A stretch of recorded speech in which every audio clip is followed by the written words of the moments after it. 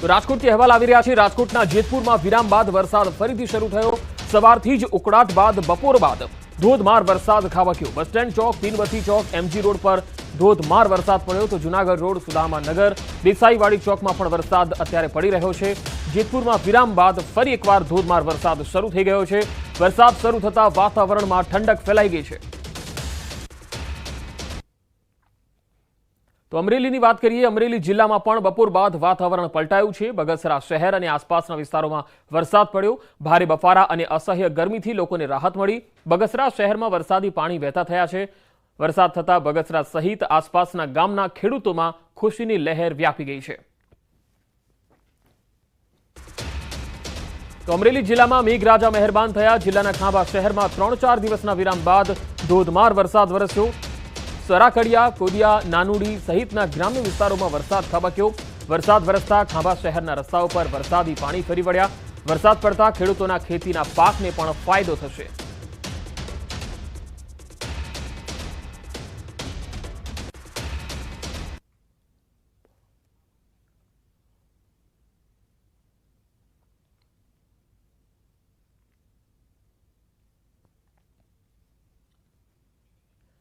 હવે અંબાજીની તસવીર આવી રહી છે તે આપને બતાવીએ। અંબાજીથી આબુ રોડ જતા માર્ગ પર ભેખડો ધસી પડી છે। છાપરી ગામ પાસે ભેખડો પડી જતા મોટી જાનહાનિ ટળી। અંબાજી આબુ રોડ હાઈવે માર્ગ એક તરફ બંધ થઈ ગયો છે। છાપરી પોલીસ ઘટના સ્થળે દોડી આવી અને સવારથી ધીમી ધારે વરસાદ વચ્ચે આ બનાવ બન્યો। કોઈ જાનહાનિ ન થાય તે માટે પોલીસ હાલ ઘટના સ્થળે ઉપસ્થિત છે। જેસીબી મશીન દ્વારા ભેખડો ખસેડવાની કામગીરી ચાલી રહી છે। અંબાજીથી આબુ રોડનો માર્ગ છે ત્યાં ભેખડ ધસી પડી હતી। અહીંયા પણ વરસાદ જે છે એ પડી રહ્યો છે। બપોરથી જ અહીંયા વરસાદ ચાલુ છે। સવારમાં પણ મેઘરાજા મહેરબાન થયા હતા। વધુ માહિતી મેળવીએ। અંબાજીથી સંવાદદાતા મહેન્દ્ર અગ્રવાલ જોડાયા છે। મહેન્દ્ર, જે ભેખડ ધસી પડી છે ત્યારે શું હાલ તેને ખસેડીને જે રસ્તો છે એ પૂર્વવત કરી દેવાયો છે? બિલકુલ પંકજ, આપને બતાવી દઉં કે આજે રાજસ્થાન પંથકમાં છે અંબાજી આબુ રોડ પંથકમાં સવારથી ધીમી ધારે વરસાદ જે વરસી રહ્યો હતો તેના પગલે જે છે પહાડો પોલા થયા છે। માટીના કારણે ભીના થતા પથ્થરના વજનના કારણે આ ભેખડો ધસી પડી હતી। એના ભૂસંકલનના કારણે જે હાલ તબક્કે માર્ગમાં પણ કેટલું કામ ચાલી રહ્યું છે અને તેના કારણે પણ એક તરફી રસ્તો હાલ તબક્કે બંધ કરવામાં આવ્યો હતો અને તાત્કાલિક ધોરણે રાજસ્થાનની પોલીસે ઘટના સ્થળે પહોંચી અને જે વાહન વ્યવહાર જે છે રાબેતા મુજબ કર્યો હતો। ત્યારે જેસીબીથી જે ભેખડો ધસી પડી હતી તેના પથ્થરો અને કાટમાળ જે ખસેડવાની કામગીરી હાલ ધરી હતી। હાલ તબક્કે કહી શકાય છે કે એક તરફના રોડનું કામકાજ ચાલુ છે ત્યારે બીજો રોડ પણ હાલ તબક્કે ચાલુ કરી દેવાય છે। પૂર્વાવાર કરાતા પણ વાહન ચાલકોને કેટલીક અંશે રાહત જોવા મળી રહી છે। પંકજ જી મહેન્દ્ર, આભાર માહિતી આપવા માટે।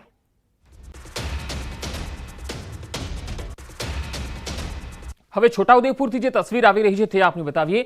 નસવાડીના આ દ્રશ્યો જુઓ। ભારે વરસાદ બાદ ખેતરો અહીંયા તરબોળ બની ગયા છે।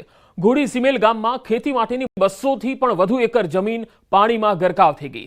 ખેડૂતો ખેતરમાં જઈ શકે એવી સ્થિતિ નથી। એવામાં ખેડૂતો જમીન હોવા છતાં ખેતી નથી કરી શકતા। હાલ ગુજરાન ચલાવવા બીજાના ખેતરમાં જઈને મજૂરી કરવા મજબૂર બન્યા છે। 5 દિવસ અંતરાળ પડ્યો, એમાં ગુજરાનમાં પાણી ભરાવાથી અમારો કપાસની ખેતી 200-250 એકર જમીન જેટલી છે આ કહેવાય અહીં ઘોડસીમર ગામની। તમામ જમીનની અંદર કપાસનું વાવેતર હતું એ બધું નિષ્ફળ ગયું છે। એટલે આ કાંસનું કાર્યવાહી સરકારે કરેલી છે કહેવાય પણ આદોડી લીધેલી છે। એના કારણે હજુ અમારો નિકાસ થયો નહીં। અમે વારંવાર તંત્રને રજૂઆત કરતાં અમારું કામ કર્યું ખરું પણ કામ પૂર્ણ થયું નહીં કહેવાય। આ વિસ્તારમાં ખેતરોમાં પાણી ભરાઈ જવાની સમસ્યા વર્ષોથી છે। તંત્રને અનેક રજૂઆતો કરી પણ કોઈ જ ઉકેલ નથી આવી રહ્યો। તંત્ર પાણીના નિકાલનું આશ્વાસન આપીને જ સંતોષ માને છે। કોઈ કામગીરી ન થતા ફરી એ જ સ્થિતિનું નિર્માણ થયું છે, જેનાથી ખેડૂતોમાં નિરાશા વ્યાપી છે। ખેડૂતોનું કહેવું છે કે દર વર્ષે ખેતરોમાં પાણી ભરાઈ જવાથી તેમનો પાક નિષ્ફળ જાય છે। ખેતી ફેલ જવાથી તેઓ સમયસર ક્રોપ લોન પણ નથી ભરી શકતા, જેથી બેંક હવે તેમને લોન પણ નથી આપી રહી। દેવાદાર બેંકો લોન લઈને કોપલેન લીધી હોય, કોઈકના ઓછીના પાછળ લઈ જાય, પોટાટા નહીં આપતા નથી અમને પાછા। એ જ છે માંગ, બીજું શું હોય સર?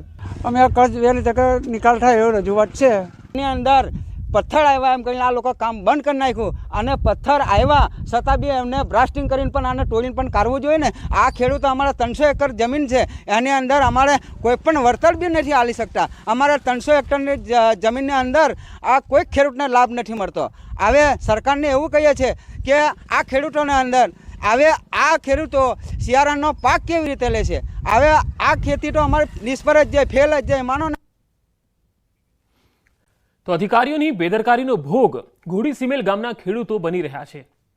ન્યૂઝ 18 ગુજરાતીની ટીમે જ્યારે તાલુકા વિકાસ અધિકારી સાથે વાતચીત કરી તો તેમણે પાણીના નિકાલ માટે કાંસ બનવાની શરૂઆત કરી દીધી હોવાની વાત પણ કહી હતી. સાથે જ ખેતીવાડી અધિકારી અને મામલતદાર સાથે મળીને સમસ્યાનું નિવારણ લાવવાની હૈયાધારણા આપી.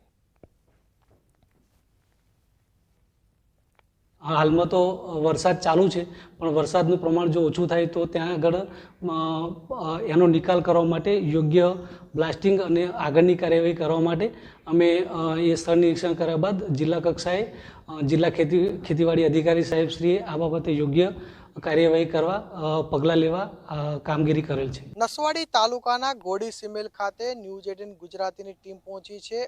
આપણે તસવીર બતાવવા માંગીશું કે આ જે લીલાછમ ખેતરો જે ખેતરોની અંદર પાણી ઘૂસી ગયા છે. ચોક્કસથી આજે ઘોડીસીમેલ ગામના ખેડૂતોના પોતાના ખેતર હોવા છતાં પણ તેઓ ખેતી કરી શકતા નથી. તેનું કારણ છે કે આજે જ્યાં દેખો ત્યાં પાણી જોવાઈ રહ્યું છે.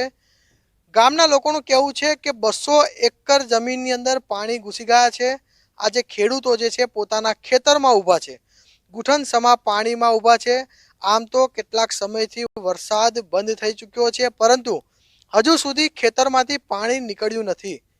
તેની રજૂઆત અધિકારીઓને વારંવાર આ ગામના લોકોએ કરી છે, પરંતુ અધિકારીના પાપે આ ગામના લોકો ખેતી કરી શકતા નથી.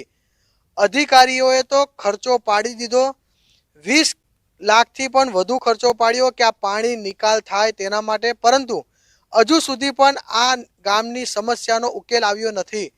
ગામના લોકોનું કહેવું છે કે વારંવાર રજૂઆતો કરવા છતાં પણ આ ગામની મુલાકાતે કોઈ પણ અધિકારી આવતા નથી.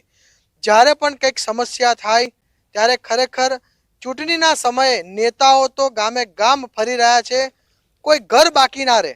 પરંતુ આજે આ ગામના લોકો જે આશ રાખી રહ્યા છે, અધિકારીઓ તો નથી આવતા, પરંતુ નેતાઓ પણ આ ગામની મુલાકાત કરે, કારણ કે 200 એકર જમીનમાં પોતાનું ખેતર હોવા છતાં ખેતી કરી શકતા નથી. સેજબ ખત્રી, ન્યૂઝ 18 ગુજરાતી, છોટાઉદેપુર. કોંગ્રેસના નેતા અમિત ચાવડાએ વહીવટી તંત્રને આડે હાથ લીધું. રાજ્યમાં ભારે વરસાદથી રોડ રસ્તામાં પડેલા ખાડાઓનું સમારકામ કરવા તેમણે માંગણી કરી. કોંગ્રેસ નેતાએ વ્યંગ કરતા કહ્યું કે પહેલા રોડ પર દેડકા જોવા મળતા હવે ખાડા જોવા મળે છે. વાહન ચાલકોને અગવડ ન પડે તે માટે તેમણે તંત્ર પાસે વરસાદી ખાડાનું સમારકામ કરવાની માંગ કરી. ગુજરાતની જનતાના કમર ભાગતા રસ્તાના ખાડાથી પ્રજા ત્રાહિમામ પોકારી ગઈ છે. પહેલા જ વરસાદ પછી રોડ પર દેડકાને બદલે ખાડા અને ભૂવા જોવા મળે છે. તો વરસાદી ખાડાઓનું સમારકામ કરવાની અમિત ચાવડાએ માંગ કરી. ખાસ કરીને આંકલાવ અને તેની આસપાસના તેમના વિસ્તારમાં પણ ઘણા ખાડાઓ છે, જ્યાં આંકલાવથી સારસા અને ખંભોળજ જતા રસ્તાઓ પર પણ બહુ જ ખાડા પડેલા છે. સુરતમાં લાંચ કેસમાં આમ આદમી પાર્ટીના એક કોર્પોરેટરની ધરપકડ, એક ફરાર છે.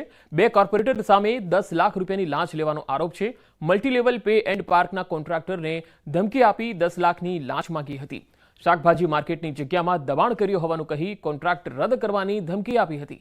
કોન્ટ્રાક્ટરે કોર્પોરેટર સાથે વાતચીતના રેકોર્ડિંગની સીડી સાથે એસીબીમાં અરજી કરી. એસીબીએ રેકોર્ડિંગની સીડીનું એફએસએલમાંથી નો ટેમ્પરિંગ પ્રમાણપત્ર મેળવ્યું. આરોપીઓનું વોઇસ સ્પેક્ટ્રોગ્રાફી પરીક્ષણ પણ કરાયું.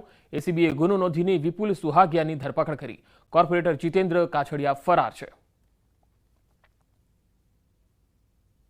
આ બંને કોર્પોરેટર વિરુદ્ધ રૂપિયા 10 લાખની માંગણીનો ગુનો સુરત શહેર એસીબી પોલીસ સ્ટેશનના પોલીસ ઇન્સ્પેક્ટર કલ્પેશ ધડુકે ગઈકાલ રોજ નોંધાવેલ છે અને આ ફરિયાદ આધારે બંને કોર્પોરેટરની શોધખોળ કરતા વિપુલ વસરામભાઈ સુહાગિયા કોર્પોરેટર છે તેઓની ધરપકડ કરવામાં આવેલી છે. દ્વારકાના ખંભાળિયામાં રવિવારે બનેલી આગજનીની ઘટનામાં 4 લોકોની અટકાયત થઈ. ખંભાળિયા પોલીસે પેટ્રોલ પંપ સંચાલક ધીરેન બારાઈ સહિત 4 લોકોની ધરપકડ કરી છે. ખંભાળિયા શહેરમાં રાજકોટ અગ્નિકાંડ જેવી ઘટના બનતા સદનસીબે રહી ગઈ. યમુના પેટ્રોલ પંપના સંચાલક દ્વારા બેદરકારીપૂર્વક જ્વલનશીલ પ્રવાહી રોડ પર છોડાતા